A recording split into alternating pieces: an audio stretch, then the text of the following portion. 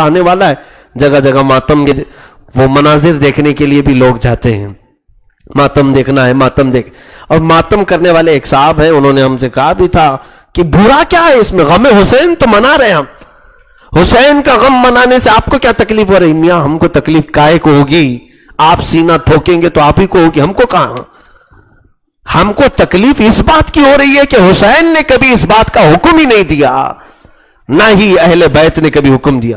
مجھے یہاں وہ بات یاد آتی ہے، ہمارے ماضی قریب کے ایک بڑے عالم دین ہیں شاہ احمد نورانی صاحب رحمۃ اللہ علیہ، آپ سے شیعہ علماء نے کہا تھا کہ مولانا آپ سنی لوگ ہیں، ہم شیعہ لوگ ہیں، دونوں میں سب برابری ہے، سب چیزیں ملتی جلتی ہیں، آپ بھی اہل بیت سے محبت کرتے ہو، ہم بھی محبت کرتے ہیں، آپ بھی حسن حسین کو چاہتے، وہابیوں سے ان کی نہیں جمتی، شیعوں کی ہم سے جمتی ہے. کیوں؟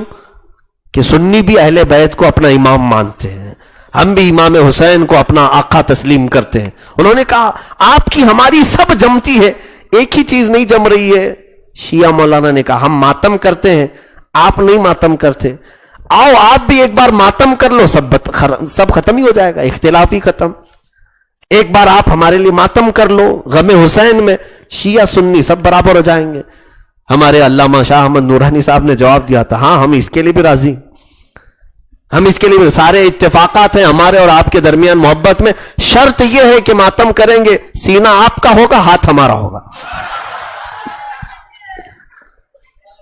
ماتم اس طرح سے کریں گے. اور بزرگوں نے فرمایا ہے کہ ماتم پر دلیل دینے والے بعض لوگوں نے کہا، سیدنا اویس قرنی رضی اللہ تعالیٰ عنہ نے، سیدنا اویس قرنی رضی اللہ تعالیٰ عنہ قرن میں یمن میں جب ان کو خبر ہوئی کہ حضور صلی اللہ علیہ وسلم کے دانت مبارک شہید ہوئے جنگ احد میں، حضرت اویس نے اپنے دانتوں کو توڑ لیا تھا کہ رسول اللہ صلی اللہ علیہ وسلم کے دانت شہید، جبکہ 2 ہی دانت حضور کے شہید ہوئے تھے. اور حضرت اویس قرنی کے متعلق لوگوں نے کہا کہ انہوں نے اپنے منہ کے پورے دانت توڑ لی. تو شیعہ حضرات کہتے ہیں حضرت اویس قرنی جب حضور کی محبت میں اپنے دانت توڑ سکتے ہیں تو ہم سینہ کیوں نہیں مار سکتے حسین کے غم میں؟ یہ بہت بڑی دلیلیں لاتے ہیں اس طرح.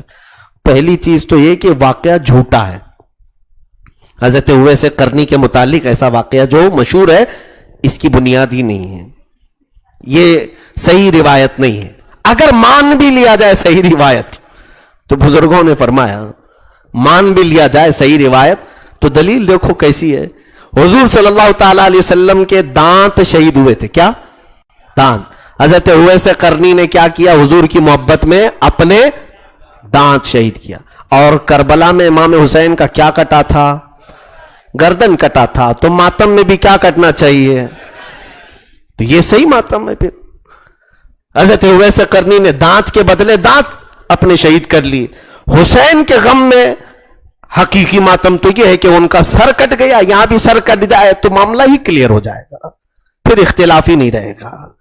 عزیزان گرامی، یہ تمام معاملات اس لیے میں نے عرض کیا ہے کہ ہمارے بزرگوں نے فرمایا ہے کہ حسین کے نام پہ ماتم نہیں ہے اہل سنن کا شیوا، حسین کے نام پہ ماتم نہیں ہے اہل سنن کا شیوا. کہ شعر حضرت علامہ نظمی میاں رحمت اللہ تعالی علیہ فرماتے ہیں شہید مرتے نہیں ہیں، قرآن یہ گواہی دے رہا ہے، شہید مرتے نہیں ہیں، اور جو نہیں مرا ہے اس کا ماتم کیوں کریں؟ ہم جو مرا نہیں ہے اس کا ماتم کیوں کریں؟ ہم تو حسین اعظم کو کہتے قرآن کی آیتیں ان کو زندہ بتا رہی ہیں، وہ زندوں کے امام ہیں. اور الحمدللہ ہم امام حسین ہو، علی مرتضیٰ ہو، ان کو اپنی قبروں میں زندہ تسلیم کرتے ہیں، اور وہ زندوں کے آقا و امام ہیں. مولا ہماری محفلوں کو قبول فرمائے. مولا علی شیر خدا رضی اللہ تعالیٰ عنہ کے دربار میں آج جو کچھ بھی کہا گیا ہے کہنے سننے سے زیادہ عمل کی توفیق عطا فرمائے. رب ذوالجلال علی مرتضیٰ رضی اللہ تعالیٰ عنہ کے صدقات ہم سب کے گھروں میں عطا فرمائے. یا رب ذوالجلال تیرے دربار میں یہ التجا ہے، مشکلیں حل کر شہ مشکل کشا کے واسطے، مشکلیں حل کر شہ مشکل کشا کے واسطے، مشکلیں حل کر شہ مشکل کشا کے واسطے، کربلائیں رد شہید کربلا کے واسطے. لی خمسۃ اطفی بہا حر الوباء الحاطمہ، المصطفى والمرتضى وابناهما والفاطمہ وصلی اللہ تعالی علی خیر خلقہ محمد وآلہ وصحبہ اجمعین